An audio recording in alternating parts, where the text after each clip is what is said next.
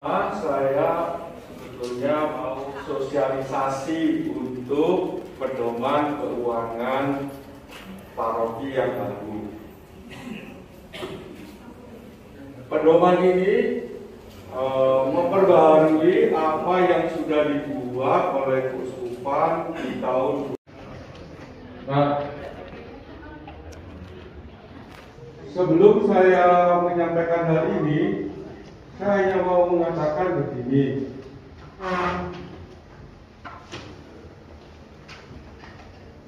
Apa yang kita miliki di paroki itu adalah titipan Tuhan yang dipercayakan pada kita untuk pengembangan umat Allah. Maka tata kelola keuangan itu bukan soal menyimpan uang, apalagi numpuk uang, tetapi untuk bagaimana apa yang dimiliki ini sungguh-sungguh dapat didaya gunakan, istilah saya. Didaya gunakan untuk apa? Untuk bagaimana membangun paguyuban umat beriman. Maka tentu perlu ada aturan, perlu ada prosedur, istilahnya perlu ada tata kelola. Nah, tetapi masalahnya yang sering terjadi ketika ini dicoba untuk diatur, bulan, waduh, apalagi ya seringkali yang terjadi inginnya apa yang diperlukan. Nah, ini prinsip akuntansi yang di dalam gereja kita itu biasanya sangat lemah sekali untuk dilakukan. Di banyak paroki akhirnya akibatnya ialah bendahara yang sering tolong karena lupa, kwitansinya lupa. Sopo ya sing wingi njaluk yo? Atau mau nepun alam daripada gegeran. Akhirnya ya senang paroki luar. Kalau ini terjadi, memang keuangan paroki nggak kalok, tapi tidak sehat. Itu. Nah, maka tata kelola keuangan ini dimaksudkan untuk itu. Apalagi Bapak Ibu, perlu saya sampaikan, pemerintah sekarang sudah tidak main-main lagi soal hal ini. Kita sudah terlalu lama dininabubukan oleh penggelapan pajak. Kewajiban kita pada negara untuk membayar pajak. Saya nggak bisa lagi. Ketika membeli tadi barang-barang itu, nggak cukup sebetulnya hanya nota, tapi juga harus minta fakturnya. Fakturnya ini penting. Tanpa itu maka bisa dianggap ilegal. Nah itu yang sering kita lupakan. Dan banyak toko nggak mau kan itu juga masalah. Makanya tadi benar, cari dulu tokonya siapa yang bisa sungguh-sungguh dipertanggungjawabkan.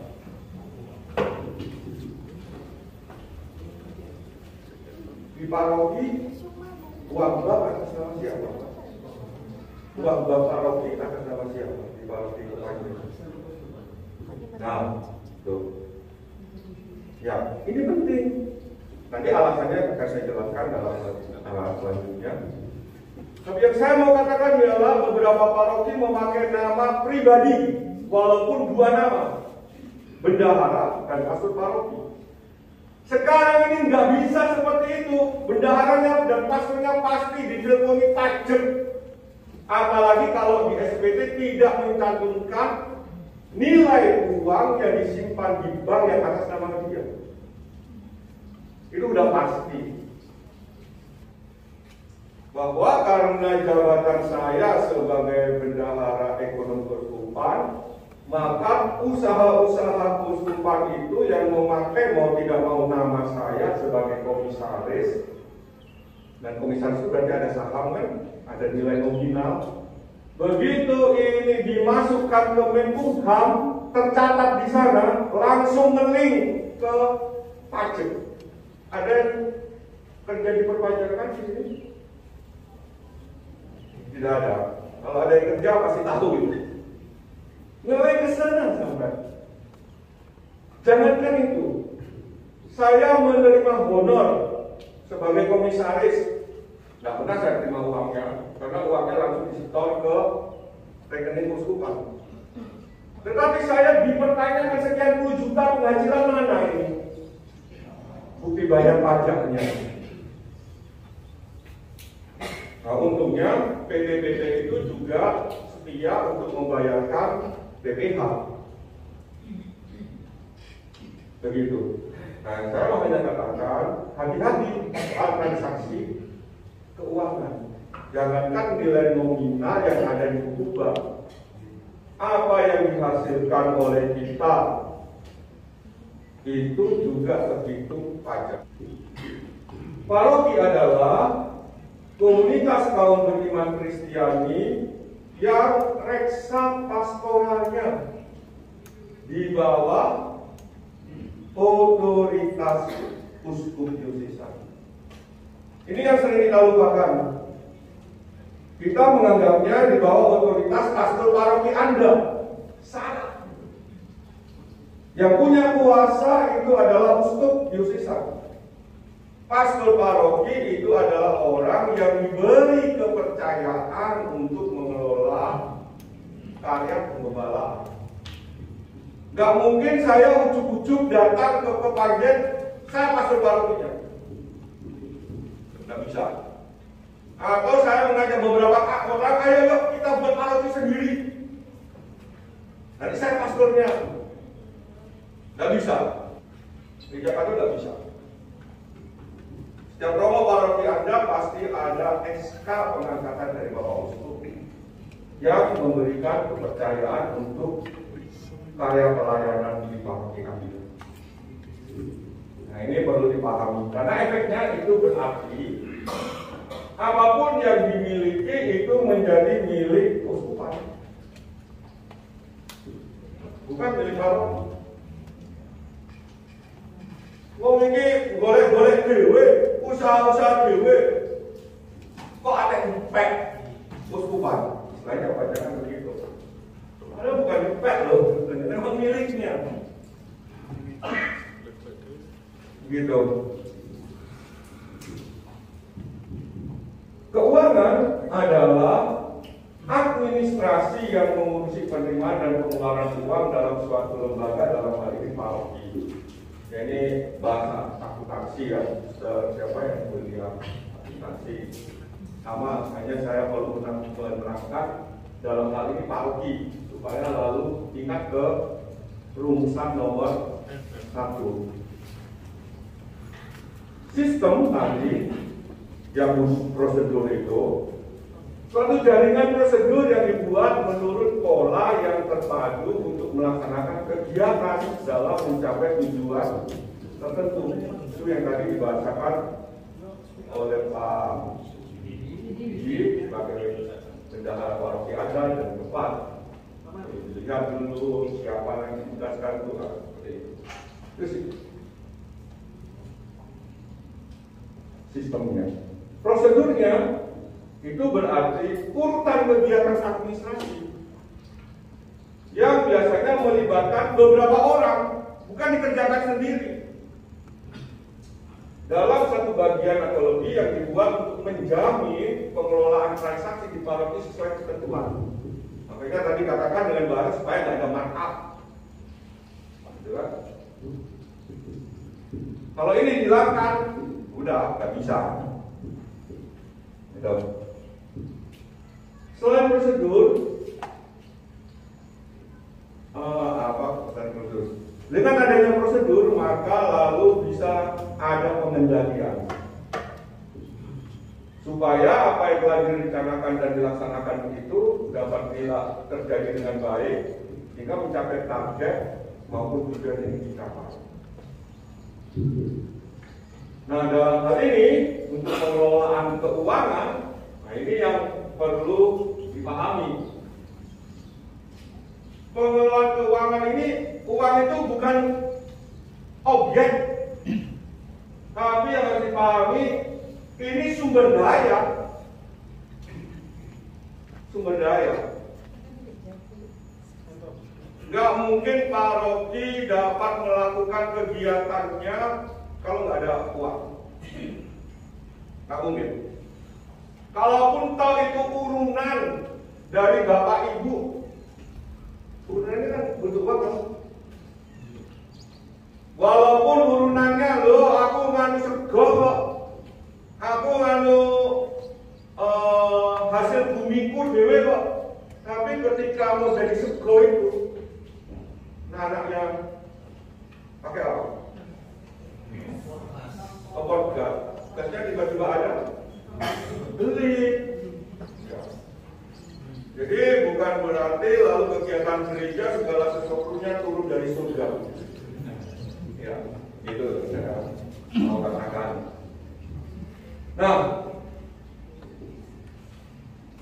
sumber daya yang diterima yang akan dipergunakan untuk penyelenggaraan kehidupan gereja. Jadi paroki bukan untuk menumpuk uang. Kalau menumpuk uang itu berarti menjadikan uang itu objek, bukan sumber daya. Sumber daya itu berarti mempergunakan semaksimal mungkin. Menyimpan harus, bukan beda dengan menumpuk loh ya. Menyimpan. Tanpa disimpan, tata kelolanya juga nggak akan lancar, tidak akan berkesinambungan. Anda tidak akan bisa membuat perencanaan kerja kalau nggak ada simpanan uang.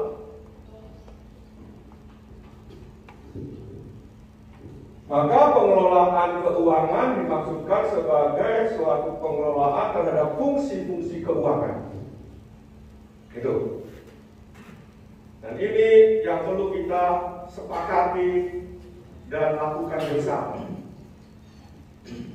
Supaya wajah gereja kita ini dalam hal keuangan itu sungguh-sungguh memenuhi apa yang diharapkan, yang harus terjadi dalam tata kelola itu yang bisa dipercaya, yang sungguh transparan, seperti itu. Maka perlu proses perencanaan. Nah, saya senang Anda malah saya nguping dikit bicara soal program kerja. Dan itu tentu perencanaan. Pengorganisasian bidangnya tinggi. Tadi saya juga sempat lihat beberapa kumpul BBBW. Kan ya? Itu kan pengorganisasian. Ada pengarahan, wah ada Romo Marianto dengan Romo Budi. Ada pengkoordinasian, dikumpulkan bareng-bareng seperti ini. Lalu ada pengawasan. Ya, saya sudah datang visitasi paling tidak ke paroki Panjen 2 kali ya. Itu. Atau pengendalian.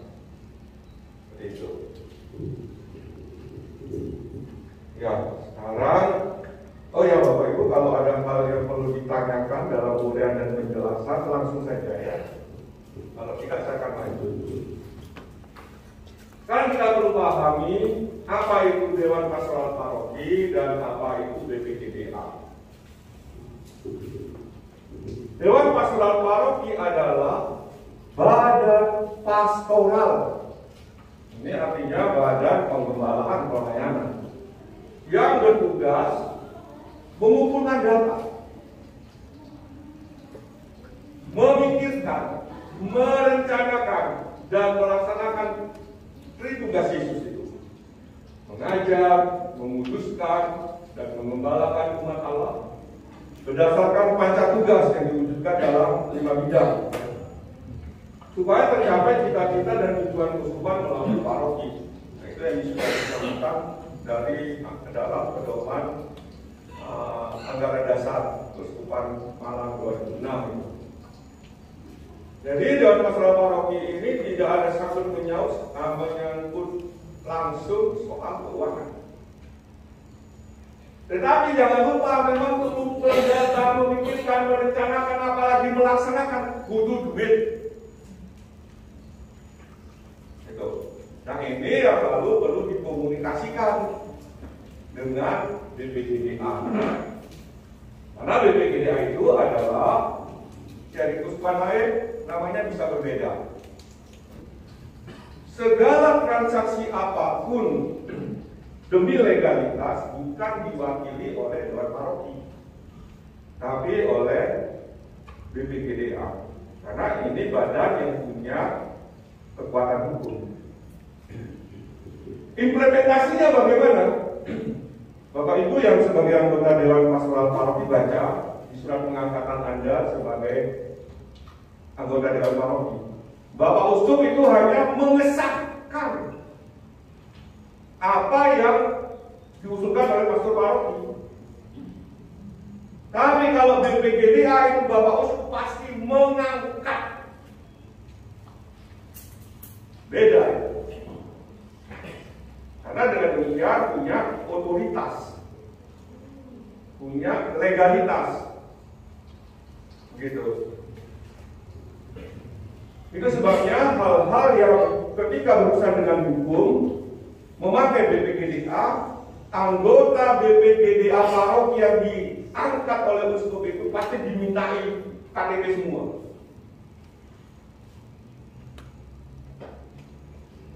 Kalau berurusan dengan notaris, kalau berurusan dengan bank, pasti diminta. Walaupun yang mewakili tanda tangan bisa pastor paroki dan bendaharanya saja. Begitu. Ya, baik. Sekarang nomor 9, saya mau mengajak untuk kita menyamakan persepsi dan saya berharap tidak ada lagi dua bendahara yang berbeda antara bendahara paroki dan bendahara BPGDA. Bendahara itu, bendahara DPP, Dewan Pastoral Paroki, dalam kurung yang sekaligus bendahara BPGDA, karena diharapkan satu kesatuan. Untuk selanjutnya disebut dengan istilah bendahara paroki. Jadi saya hanya mau meluruskan apa yang beberapa paroki salah paham tentang rumusan dalam buku pedoman anggaran dasar paroki tahun 2006 yang mengatakan Sekretaris 1 dan Bendahara 1 Dewan Pastoral Paroki ex officio anggota BPGDA.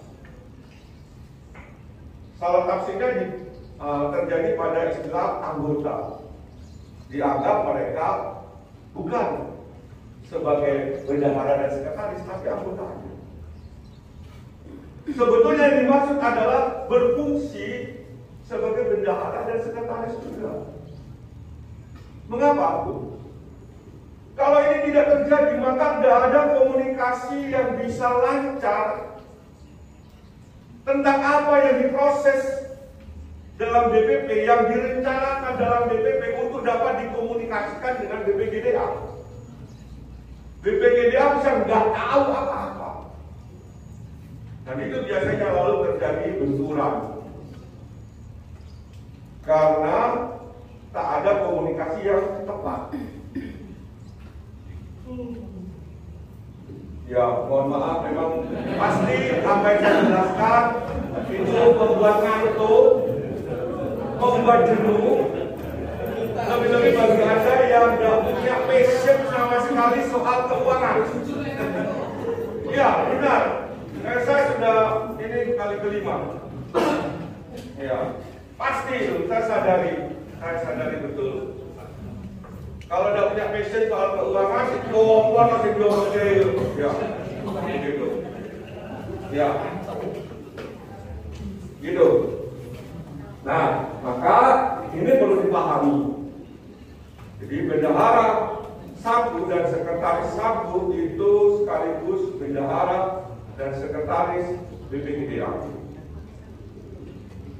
Adalah orang, definisi yang dipakai ialah memimpin. Ini bukan kasir, bukan karyawannya Romo, bukan. Tapi fungsinya adalah memimpin bagian keuangan atau bertanggung jawab atas terlaksananya fungsi keuangan dan akuntansi di paroki. Jadi dia punya hak untuk meminta pertanggungjawaban. Banyak kali hal ini tidak disadari sehingga bendahara ketika meminta kwitansi, boleh dijadikan dise, ngumpul-ngumpulnya kayak si bendaharanya si duwe utang. Padahal tidak sebetulnya. Dia jadi korban. Karena Anda tidak paham soal ini. Romo ini meneng aja kok jenengan aja sing ngoyak ini. Itu. Ya. Saya sudah mengalami 5 paroki. Jadi warna-warna seperti itu seringkali menjadi keluhan para bendahara dalam tangisannya pada pastor. Ya. Seperti ini. Ya, jadi hal ini perlu dipahami sungguh supaya kita bisa bergerak bersama. Nah, saya mengharapkan dalam sistem yang baru ini, sistem akuntansi antara bendahara, kasir, dan pembukuan itu bisa terlaksana dengan baik. Maka saya definisikan juga di bawahnya apa itu kasir. Kasir adalah orang yang bertugas menerima dan mengeluarkan uang dan menyimpannya sesuai sistem dan prosedur yang telah ditetapkan. Jadi selalu akan urusannya itu ada sistem, ada prosedur. Nggak boleh dilanggar.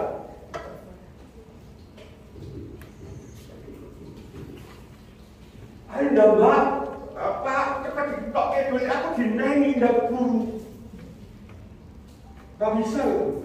Entah nono sik.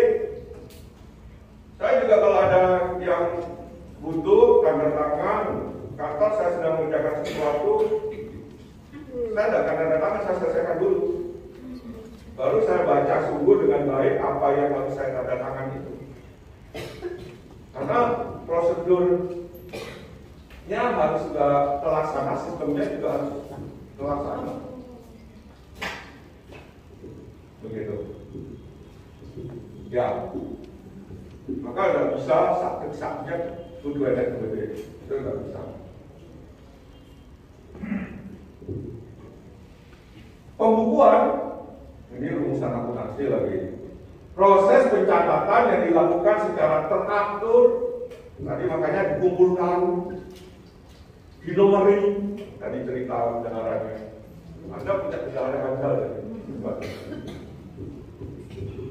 Untuk mengumpulkan data dan informasi keuangan yang meliputi harta, liabilitas ini piutang tanggung jawab yang harus dibayarkan, pendapatan dan beban.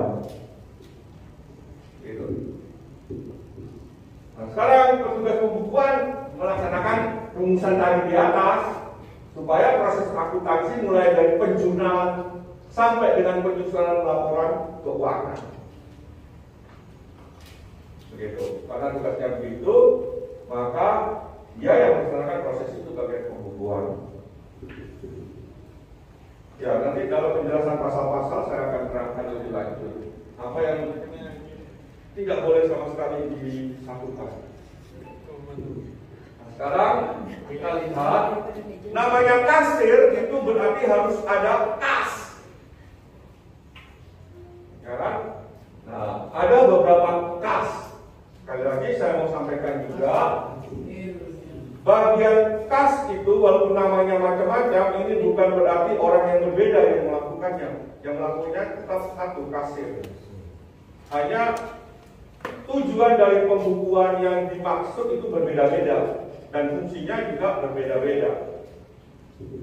Ada kas kecil, di sejumlah uang tunai tertentu, relatif kecil. Anda nggak boleh bertanya berapa jumlahnya. Saya nggak punya hak menentukan, yang berhak menentukan itu Anda sendiri dan BPGDA dalam rapat. Itu kewenangan ada pada Kapolres Paroki dan bendahara paroki untuk memutuskannya. Karena saya nggak bisa menentukan nilainya sekian. Nilainya sekian itu panjen dengan di katedral ya beda ya.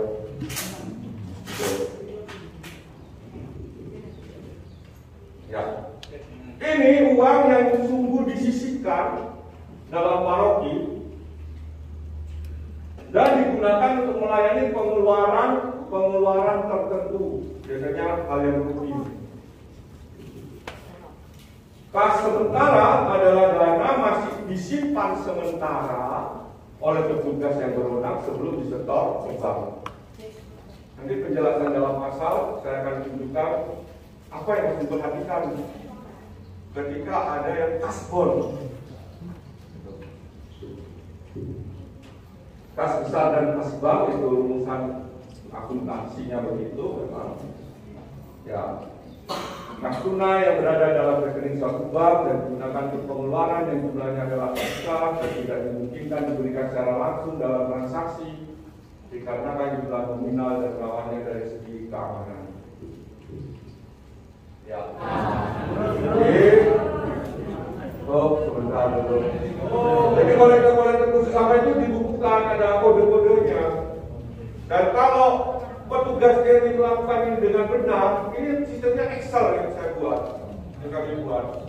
Jadi sebetulnya rekapitulasi apapun tinggal ngeklik sudah keluar nanti dengan sendirinya. Jurnalnya juga keluar dengan sendirinya. Masalahnya kadang itu salah pencet, itu salah ketik, itu masalahnya. Ya, sudah selesai. Bapak Ibu, tadi saya mulai memang jam 10.27. Ya, saya lihat jam. Ya, pas 2 jam. Saya tadi sudah ngomong saya minta waktu 2 jam, biasanya selesainya baru 2 jam. Ya, kalau ada yang ditanyakan atau diperdebatkan boleh. Tapi saya berharap ini dipelajari dulu, dan jangan lupa dibicarakan sungguh bersama melengkapi ART yang sudah dibuat oleh paroki ini. Melengkapi ini sebagai sisipan, ya, menyesuaikan dengan prosedur ini. Sudah bagus ini, kita sudah baca semalam, dan yang perlu dibenahi yaitu hanya pasal 15 dan 19 itu ya.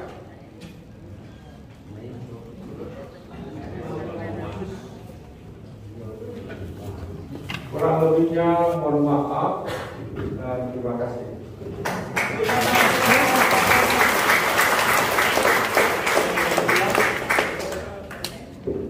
Tuhan yang mulia sekali lagi, Agung Abdi Pardana. Terima kasih Romo. Bapak Ibu sekalian sudah capek ya? Bapak Ibu, nah sekarang saya ingin mengajak melihat data Ibu Bapak yang sudah buat selama ini. Ya, hanya dari kesempatan kita, ya Bapak Ibu, angka-angkanya nggak akan saya lihatkan. Itu akan menjadi sekali lagi kita menghormati prinsip yang disampaikan oleh Romo Haji bahwa keuangan di stasi di lingkungan itu memang wajib dilaporkan, tetapi uangnya tetap ada di tempat Bapak Ibu. Itu. Kemudian tadi ada satu lagi yang sama saya dari Romo Haji bahwa apa ini? Untuk organisasi yang kita sebut nama aja seperti Pangutiloyo, kemudian Sari Kuning, ini juga dimohon menyampaikan laporannya kepada kami. Jadi sesuai dengan hasil audit memang itu diminta dan akan menjadi perhatian bagi kita semua.